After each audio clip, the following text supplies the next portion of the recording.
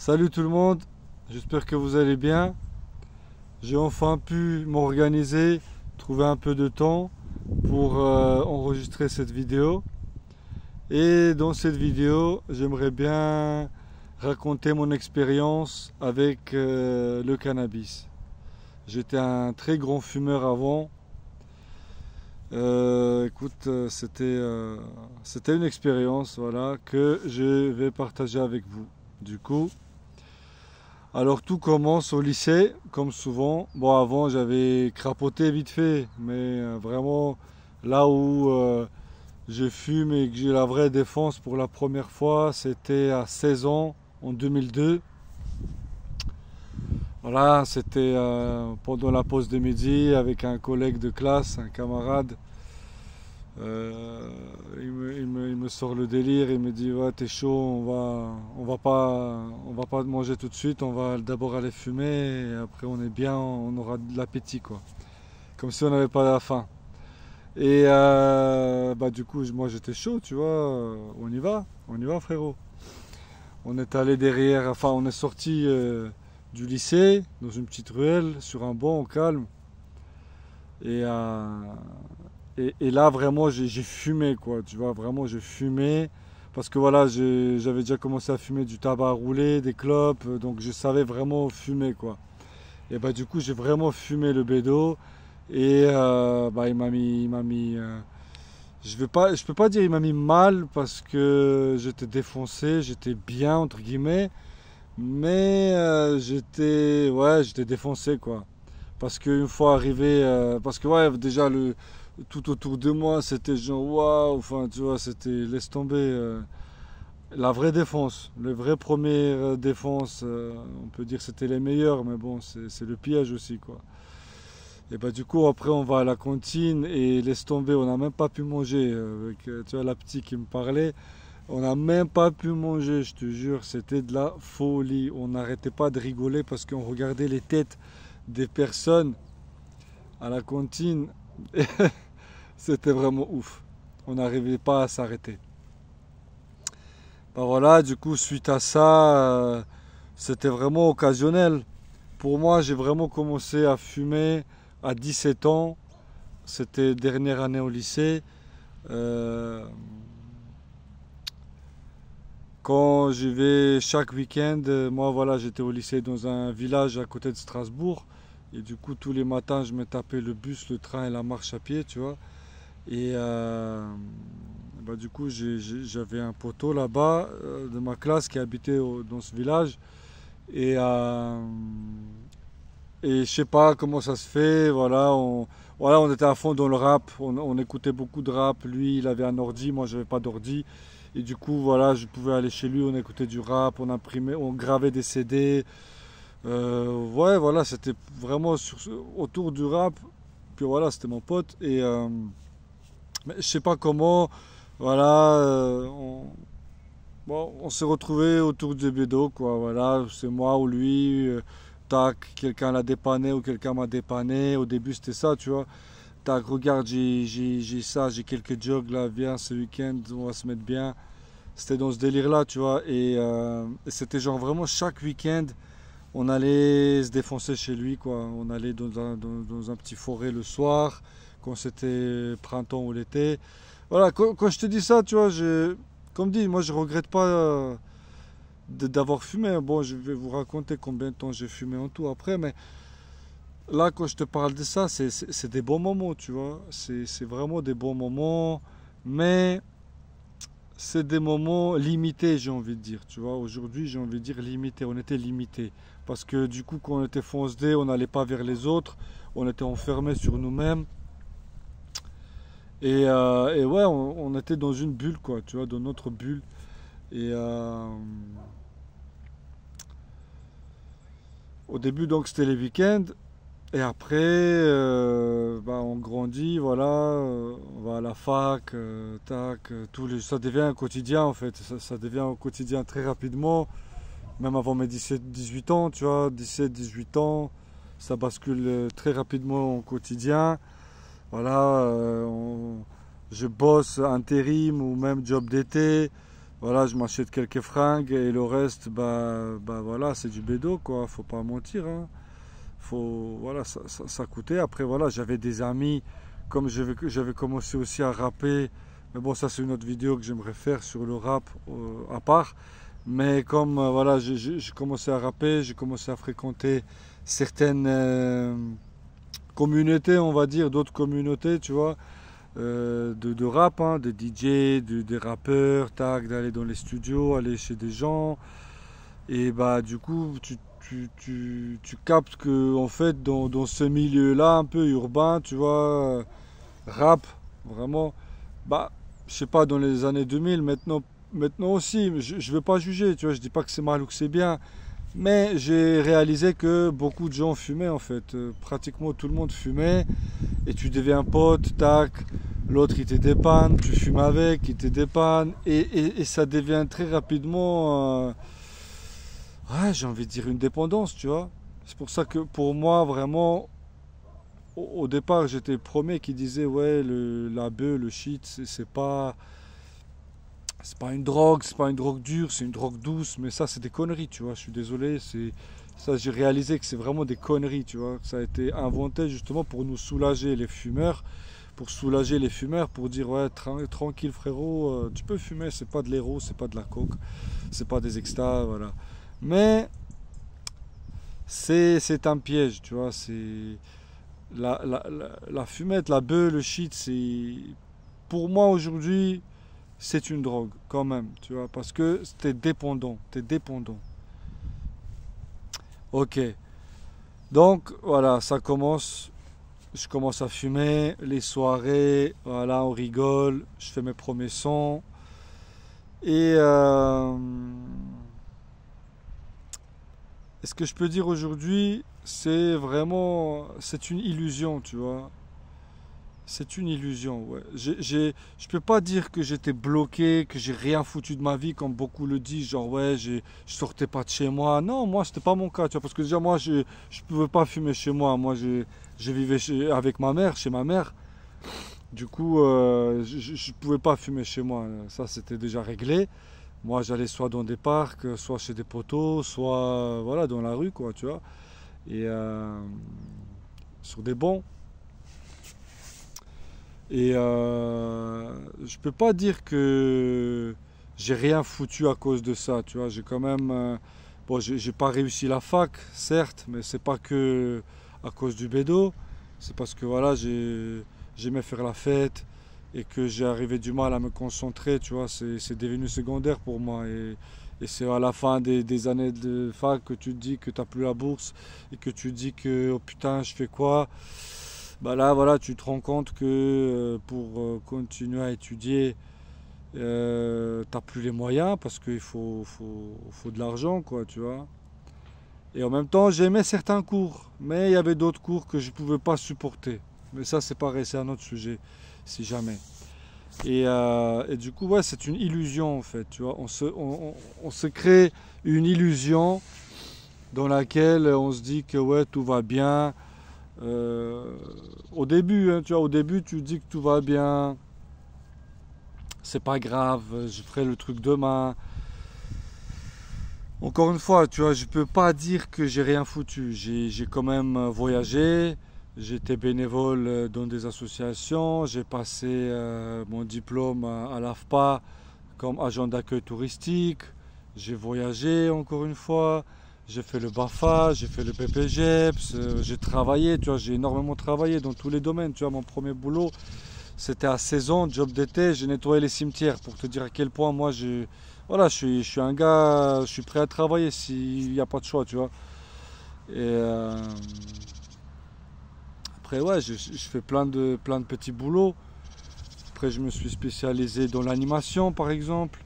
Et pareil, tu vois, c'est clair que ça m'a freiné. C'est clair que le bédo, ça te freine. Parce que ça te prend une énergie. Tu vois, tu te fatigues. Quand tu fumes pas, tu te fatigues plus rapidement en fait. C'est ce que j'ai pu découvrir pour moi. Par exemple, au bout d'une journée au taf avec les jeunes ou dans une association, ouais, t'as plus de force et tu penses qu'à un truc, rentrer de fumer. tu vois. Et c'est pour ça que des fois, je peux le dire aujourd'hui, moi j'allais à des réunions ou même à des jobs, tu vois, je faisais des missions, j'étais fonce-dé. J'étais fonce-dé, j'ai joué le rôle, genre ouais, tout va bien, je suis fun, je suis drôle, tac, on est là, on fait le taf. Mais j'étais fonce-dé. C'est-à-dire, j'ai capté que bon, j'ai maîtrisé quand même ce que je faisais, mais j'ai capté que si je fume pas, j'aurais pu mieux faire. Tu vois, ça c'est clair, ça c'est clair. Mais j'étais dans ce piège, tu vois, j'étais dans ce piège. Et du coup, j'ai commencé en 2003. Punaise, ça fait déjà 10 minutes. J'ai commencé en 2003 et en 2008, j'étais déjà plus à la fac, j'ai bossé à fond intérim, j'ai mis de l'argent de côté et j'avais besoin d'un truc, j'avais besoin de voyager, j'avais besoin de changer des idées un peu parce que ouais, c'était une période 2008, c'était une période un peu dure, je savais pas quoi faire en fait, tu vois, je bossais intérim, ça menait nulle part, je fumais tout le temps, tous les jours. Ouais, j'ai commencé à faire du rap, j'ai rappé, mais pareil, je savais pas, je savais pas comment, avec qui, quand. Enfin, tu vois, j'étais pas structuré, on va dire. Et grâce à un collègue d'intérim, dans une démission intérim, j'ai découvert le Québec. Tu vois, le gars, il me parle à fond du Québec. Putain, mec, toi, comme tu es, tu devrais aller au Québec. Tu vas kiffer Montréal, c'est de la balle et tout. Tac, va là-bas, va là-bas. Et il m'a matrixé avec le Montréal, tu vois. Et heureusement, je le remercie d'ailleurs. Et du coup, bah, j'ai mis de l'argent de côté. À l'époque, j'avais encore le statut d'étudiant, même si j'allais pas trop à la fac déjà.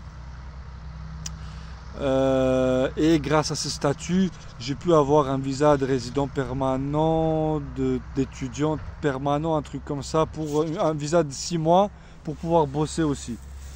Tu vois, j'ai trouvé un taf en carton, voilà, juste pour valider ma visa. Et je pars à Montréal, tu vois, je connais personne là-bas, j'ai trouvé une coloc avec deux autres gars de là-bas, dans un appart. Et voilà, j'avais quoi? J'avais peut-être 2500 euros pour presque 3 mois. Bon, après, j'ai bossé un peu aussi là-bas. Voilà, j'avais payé mon billet, j'ai payé le premier mois de coloc et j'avais, voilà, 2005, on va dire, 2005 euros, tu vois. Et, c'était une des meilleures expériences de ma vie, tu vois. Vraiment, je suis parti comme ça, ciao, bon courage, moi j'y vais, tu vois.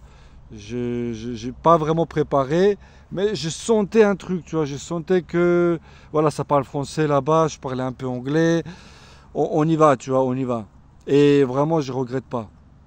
Et le truc, c'est que ce que je découvre à Montréal à ce moment-là, c'est que tu vois, comme c'est nouveau et tout, j'ai même pas envie de fumer. Tu vois, là-bas, ouais, j'ai fumé un peu là-bas, mais vraiment, quelques fois, tu vois, sur les 3 mois, j'ai dû fumer, franchement, je sais pas, 5 6 fois, tu vois. Une fois, j'ai capté dans un parc, une fois, j'ai pécho. Et les autres fois, pareil, bah c'était, voilà, je me suis connecté avec des rappeurs sur place, dédicace à eux, les frérots. Avec certains, je garde même contact jusqu'à maintenant. Et c'est eux, voilà, on a posé un son, ils me font fumer, ils m'ont même invité à des soirées. Voilà, c'était super, une super expérience de malade. Et, euh, et j'avais un choix, tu vois, j'avais un choix de rester là-bas. J'avais une possibilité, pardon, de rester là-bas. Mais comme voilà, ma mère elle était seule en France, je pouvais, enfin, j'ai décidé, j'ai décidé de rentrer en France. Ouais, j'ai décidé de rentrer en France. Je regrette pas, mais j'aurais peut-être pu rester un peu plus, tu vois. C'est juste que j'aurais cramé mon billet. Mais bon, ça, c'est pas un truc de ouf non plus. Mais voilà, j'ai pas voulu risquer comme ça. Et je suis rentré au bout de 3 mois. Et là, quand je rentre, vraiment, c'était quand même un peu la déception, tu vois. Parce que Montréal, j'avais rencontré des gens merveilleux, tu vois. En 3 mois à Montréal, j'ai rencontré plus de gens que j'avais rencontrés en 9 ans en France, tu vois. Parce qu'en 2008, ça faisait 9 ans, 8-9 ans que j'étais en France, par exemple. Et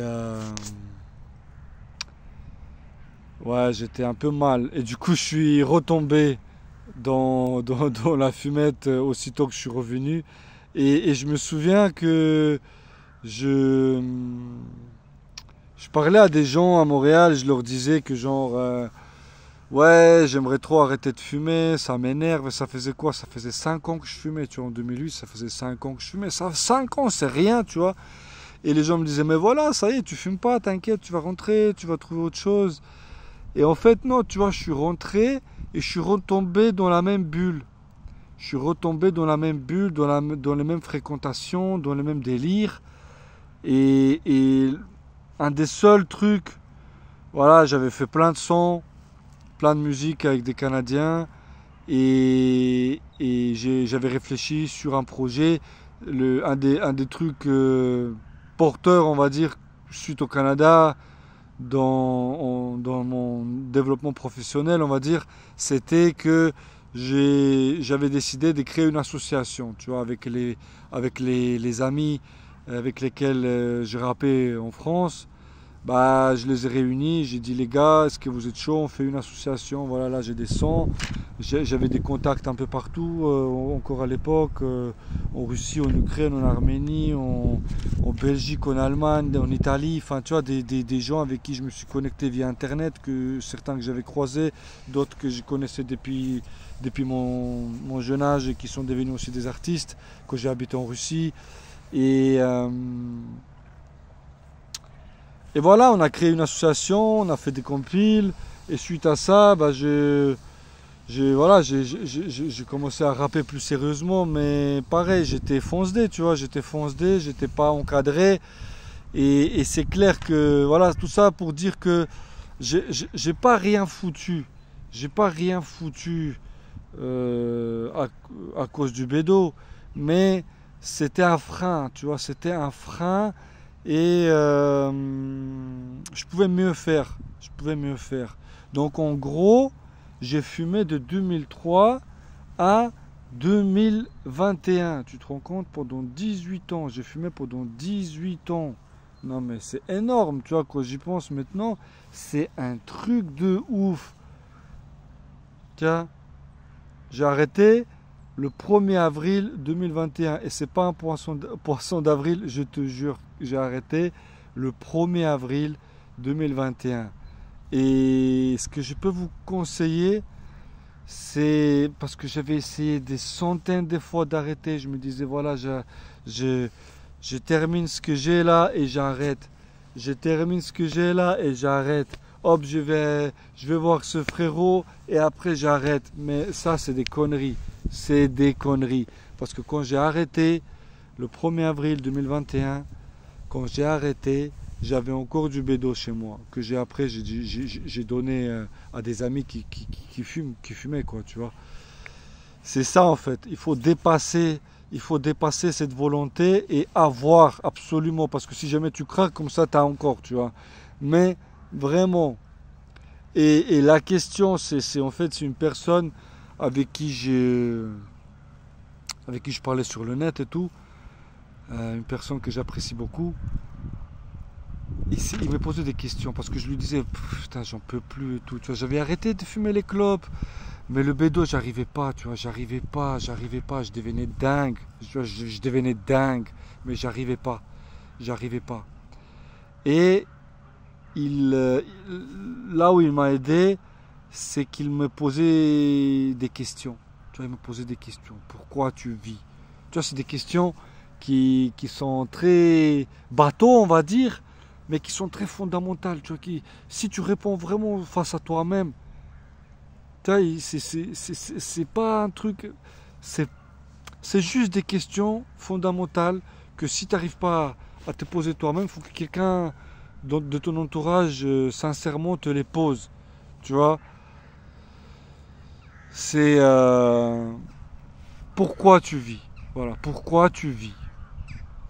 Qu'est-ce qui te motive à vivre? Combien de temps tu comptes vivre, entre guillemets, comme ça, tu vois, en fumant tous les jours comme un porc? Combien de temps et en quel état tu seras et combien de temps tu comptes vivre comme ça, frérot, tu vois? Donc, si tu veux, je te les pose ces questions. Si toi aussi tu penses à arrêter, moi je te les pose ces questions. Tu vois, pourquoi tu vis? Pourquoi tu es né? Pourquoi tu as eu cette chance d'avoir cette vie? Pourquoi? Combien de temps tu comptes vivre? Combien de temps tu comptes vivre? Et surtout en étant fonce-dé, tu vois? Combien de temps tu comptes vivre? Et quelles sont les valeurs de ta vie pour toi? Tu vois, moi je l'avais dit, 2021, c'est mes enfants. Tu vois, 2021, c'est mes enfants. Voilà. Et il m'a dit, bah voilà. Est-ce que tu veux que tes enfants te voient fumer, te voient dans des états fonce-dé et tout, même si voilà, je me considère pas comme un schlag par exemple, comme dit, voilà, comme je te dis, moi j'allais même au boulot fonce-dé, personne captait que j'étais fonce-dé. Voilà, il y en a plein de gens comme ça, mais on sait entre nous-mêmes, on le sait, tu vois. Soyez honnête avec vous-même, soyons honnêtes avec nous-mêmes. On le sait que quand t'es fonce-dé, tu vois, ça veut tout dire, tu vois. Le mot il veut tout dire, t'es fonce-dé, frérot. Et voilà. Comment tu comptes montrer la vie, entre guillemets, ou montrer le chemin, montrer des exemples. Quels exemples, voilà, quel exemple tu vas montrer à tes enfants? Et tu vois, je sais pas, mais il m'a dit ça, tu vois, d'une manière très, je sais pas comment te dire ça, très sérieuse, tu vois, très, genre, il m'a pris, tu vois, il m'a pris vraiment, c'était vraiment une conversation de cœur, quoi, tu vois. Et voilà, ce silence, il en dit long, tu vois, vraiment, tu vois, ça fait 22 minutes la vidéo, j'espère que tu es arrivé jusqu'à là, je sais que c'est long, mais voilà, si tu veux que je raconte, c'est mon expérience. Encore là, j'ai noté des trucs, j'ai pas pu raconter, mais c'est pas grave. Et il y a une autre chose que j'aimerais dire, voilà, j'ai arrêté d'un coup, tu vois, d'un coup, d'un coup, d'un coup. Le 31 mars, j'ai fumé. Le 1er avril, je sais pas, j'ai arrêté. Parce que j'ai parlé avec le frérot et il y a eu un déclic. Dieu merci, il y a eu un déclic. Mais après, je ne veux pas dire je suis un ouf, voilà, j'ai résisté. J'ai pas repris, j'ai pas refumé, ça c'est certain. Mais quand j'étais dans des états de stress, pour me soulager au début, hein, surtout les 3 premiers mois, j'ai buvais de l'alcool, tu vois, je te mens pas, j'ai buvais soit 2-3 canettes de bière, soit j'aimais bien mélanger vodka Red Bull, ça me calmait, tu vois, mais je me disais c'est temporaire et ça a été temporaire, Dieu merci. Je me dis c'est mieux que je bois 2 canettes de bière là que je refume des bédos. Tu vois, j'ai eu des soucis de ma vie, des soucis au travail, et voilà, en revenant à ça.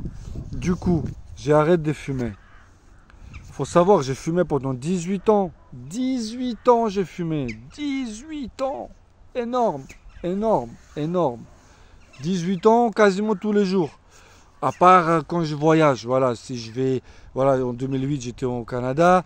Je faisais des petits voyages en Allemagne. J'ai bossé un peu en Allemagne. Voilà, je te jure, je partais de Strasbourg. J'avais pas envie de fumer. Et puis aussi, j'étais avec d'autres gens. Tu vois? C'est ça, on y revient à ça. J'étais dans d'autres entourages. Et dès que je reviens à Strasbourg, dans cette bulle, quand j'ai habité à Strasbourg, je revenais à Strasbourg, dans cette bulle, dans ma bulle. Parce que voilà, Strasbourg, c'est une merveilleuse ville, où il y a des gens merveilleux, ou même, enfin, comme partout, mais je veux dire, ça dépend de l'environnement ou des bulles, si tu veux, on va dire, dans laquelle tu es. Et dès que je rentrais à Strasbourg, je retombais dedans. Je retombais dedans, c'était abusé, tu vois. Abusé. Et quand j'ai arrêté de fumer, je continuais à avoir mes amis, tu vois. C'est mes frérots, tu vois. Ça fait 20 ans, certains je les connais et tout.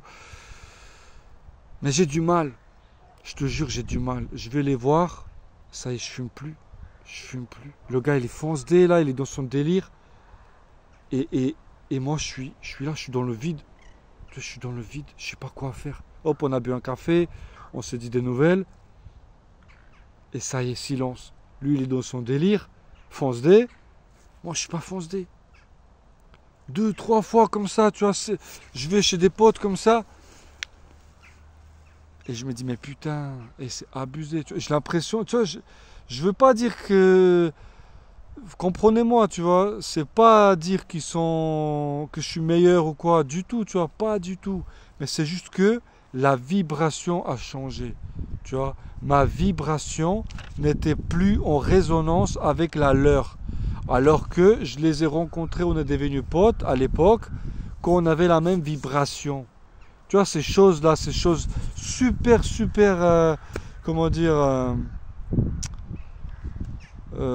super minime, tu vois, ça se remarque pas comme ça, tu vois, tu penses pas à ça d'habitude, aux vibrations, aux fréquences, tu vois, notre âme et tout, enfin, tu vois ce que je veux dire, mais c'est les énergies, quoi, les énergies, voilà, on y vient, 26e minute, on y vient enfin, les énergies, on n'avait plus les mêmes fréquences, et tu crois quoi? Au bout de avril, mai. En mai, je m'embrouille au travail. Tu vois, en mai, j'ai un énorme problème au travail. Et c'est pas avec les collègues, c'est avec l'environnement dans lequel je suis. Le travail que je fais. Ça y est, je suis saoulé.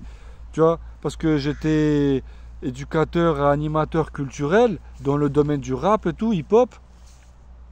Parce que c'est voilà, le hip-hop, c'était quelque chose que j'aimais trop, tu vois, que cette culture, je suis tombé dedans quand je suis arrivé en France, tu vois, cette culture m'a accueilli, mais ça a vite switché, non pas switché, ça s'est vite attaché, si tu veux, au bédo. Et du coup, j'ai arrêté le bédo, et ça y est, au bout de 1 mois, je vais voir, je voyais plus personne parce que enfin, de mes anciens amis, parce que j'arrive plus, tu vois. C'est pas pour dire que je les aime pas ou quoi. C'est des gens, ils sont dans mon cœur, tu vois. On est, on a vécu un temps ensemble. Voilà, je suis passé à autre chose. Et c'est ça, tu vois, c'est ça qu'on devrait y arriver à faire en fait, tu vois. Ne pas s'attacher. Je me suis trop attaché à cette vibration. Et je trouve que c'est une basse vibration. Tu vois, le bédo, tous ces trucs, tu vois, fumer la défense, c'est bas les gars. C'est bas. Parce que le monde, il est énorme. On ignore tellement de choses de notre monde dans lequel on vit. On ignore tellement de choses de nous-mêmes. 28e minute que je dis ça. Voilà. J'espère que tu es là et que tu m'entends encore. On ignore tellement de choses sur nous-mêmes. Et en fait, quand on fume, on s'enfonce en soi-même au lieu de se découvrir. Tu vois, on s'est trouvé comme ça et on reste comme ça. Sans se développer, j'ai envie de dire, spirituellement, si tu veux. Tu vois. Et c'est ça le truc. Je regrette pas d'avoir fumé 18 ans. Bon, un peu, mais c'est pas que je regrette. C'est juste que je me dis que j'aurais pu faire autre chose. Mais c'est comme ça, tu vois, j'accepte. Voilà, j'accepte. J'ai fait la paix avec ça. Dieu merci, j'en suis sorti de ce trou. Parce que dans mon cas, c'était vraiment un trou. Attends, est-ce que j'ai oublié quelque chose? Oui, dans mon cas, c'était vraiment un trou. Et en fait, quand tu te libères du cannabis en toi, tu libères de la place en toi. Et c'est pas sur le plan physique. Tu vois, c'est sur d'autres plans qu'on ressent pas ou qu'on voit pas. Et du coup, il faut remplir ce vide parce qu'il y a un vide qui se crée. Tu vois, il faut le remplir. Et moi, dans mon cas, dans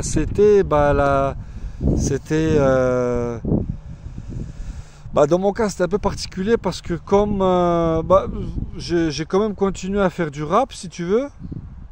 J'ai essayé avec un frérot que je dédicace, qui se reconnaîtra si jamais il regarde cette vidéo jusqu'à là. Euh, pour te dire, j'ai continué encore à, à remplir ce vide qui s'était libéré grâce au départ du cannabis. J'ai continué encore, tu vois, presque 3 ans après. Le 1er avril, voilà, le 1er avril pour moi c'est une fête maintenant. Et c'est pas le poisson d'avril. C'est pour moi c'est une fête maintenant, tu vois. Ma fille le sait, tu vois. Moi, ma fille, je lui dis, tu vois, moi j'ai fumé pendant 18 ans, elle est choquée, tu vois, elle se dit, oh punaise et tout, papa.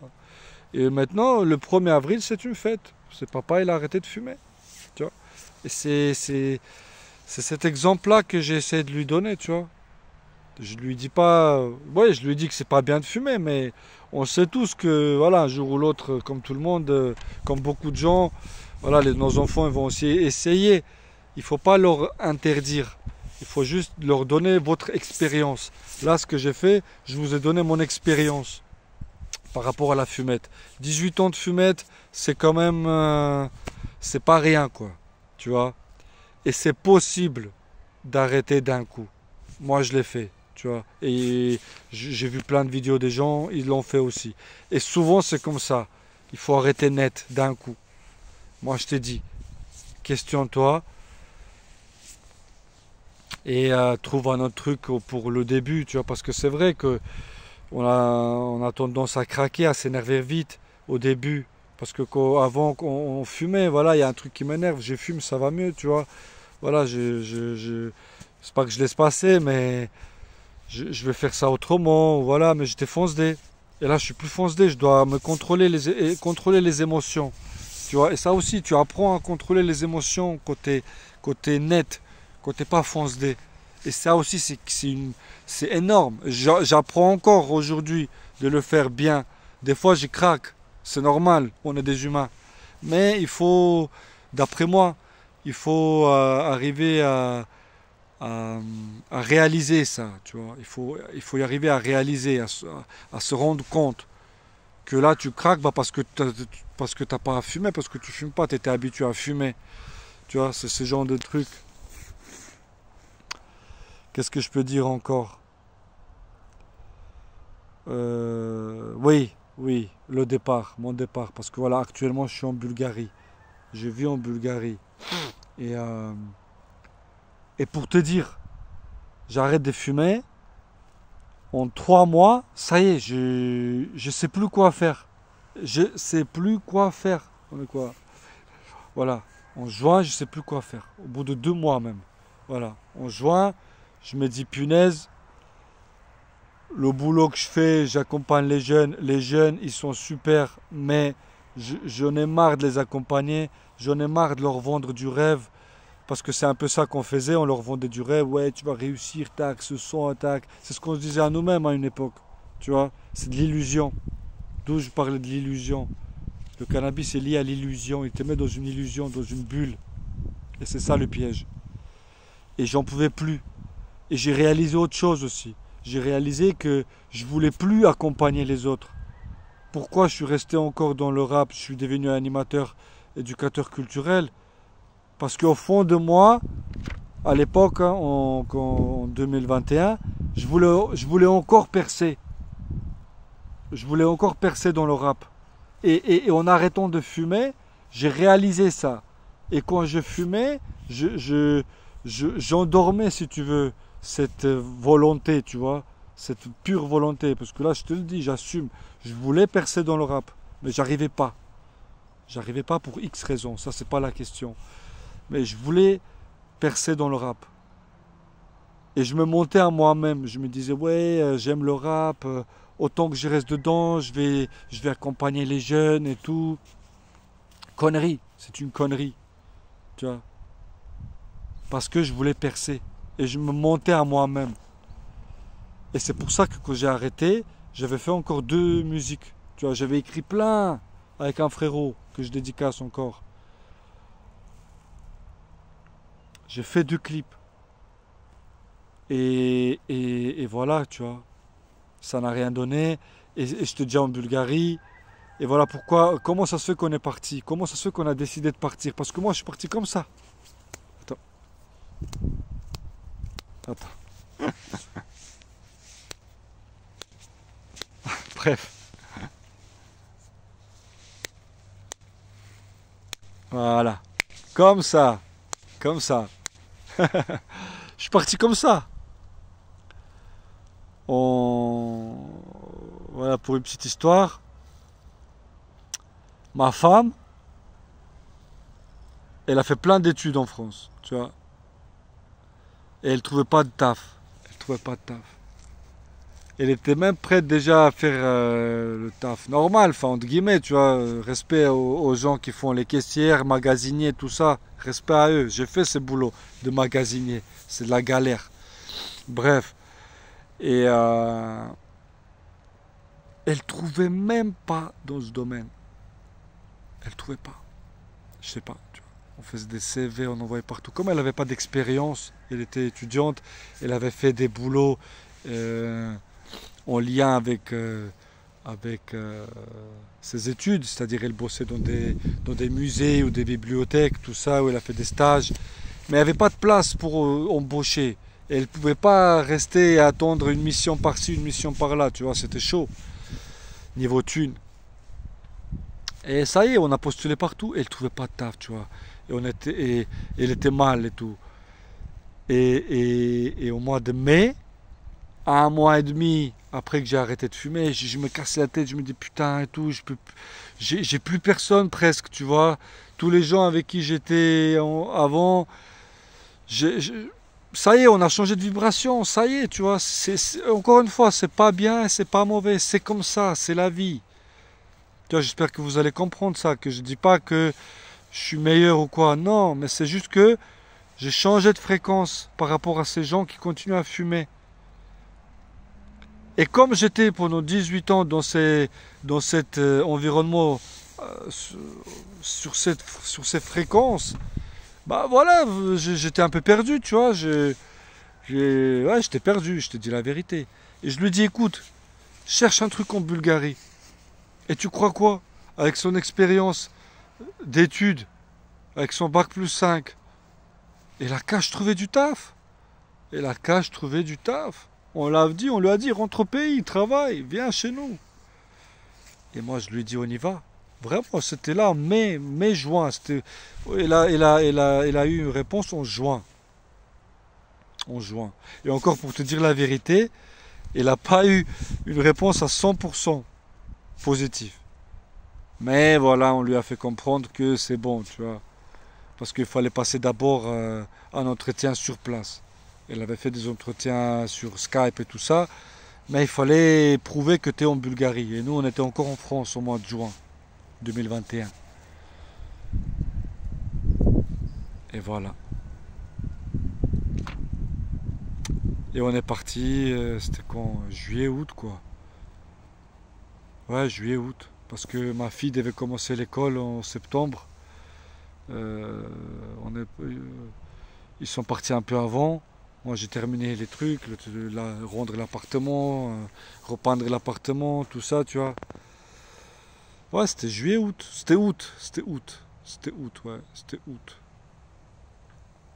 Pour te dire, on est parti vraiment en un mois. Bim, ciao, on change. Parce que c'était compliqué, tu vois. Moi, je pouvais plus bosser là où je bossais.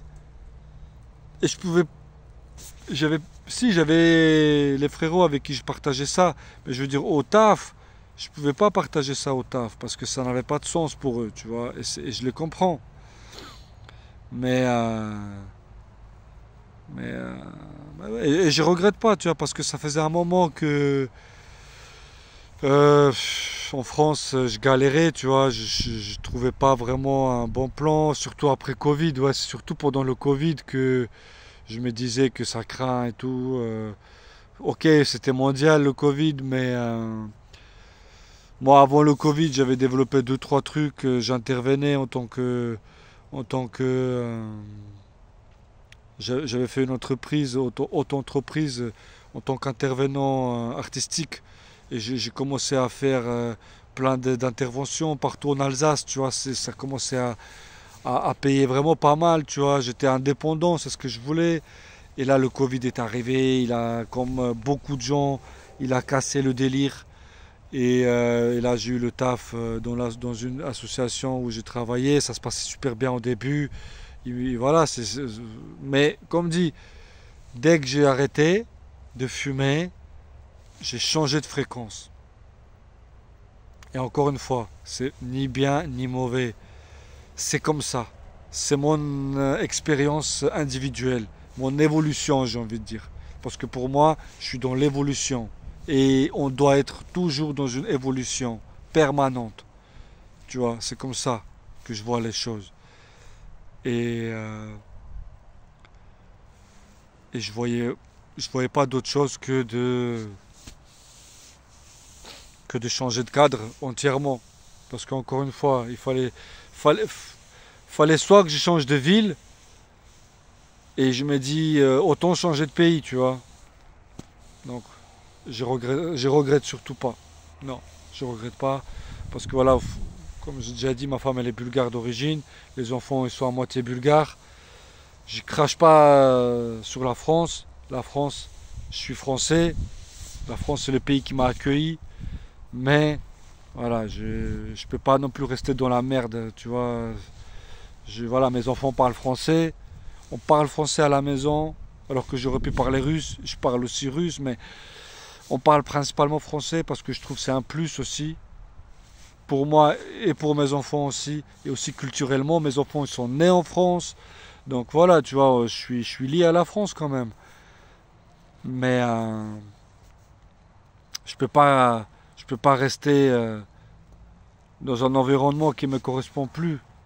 Tu vois, il faut aussi penser à soi. Et c'est ce que je conseille à tout le monde. C'est compliqué de switcher comme ça. Mais ça nous rend plus forts. Au début, c'était super compliqué, je te mens pas. C'était super compliqué. C'est une autre langue. Là, je parle un peu. Après, je parlais russe. Ici, il y a beaucoup de gens qui parlent russe. Ça ressemble, tu vois, c'est du slave. Mais c'était compliqué. C'est encore compliqué. C'est toujours compliqué. Mais c'est ça qui nous rend plus forts. Tu vois. Et c'est ça le message que je vous passe. Voilà, si vous voulez arrêter, arrêtez d'un coup. Mais avant ça, questionnez-vous sincèrement face à vous-même. Arrêtez d'un coup. Et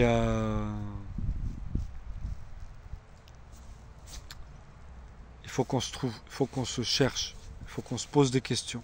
Ouais, il faut qu'on se pose des questions. Bon, bah, je pense que c'est tout. 43 minutes, c'est la folie. Voilà, merci à ceux qui ont regardé jusqu'à la fin cette vidéo. J'espère pouvoir faire plus de vidéos et plus court aussi. Mais c'était le format. J'avais besoin de m'exprimer sur cette expérience de cette façon. Allez, à très bientôt. Bon courage. Ciao.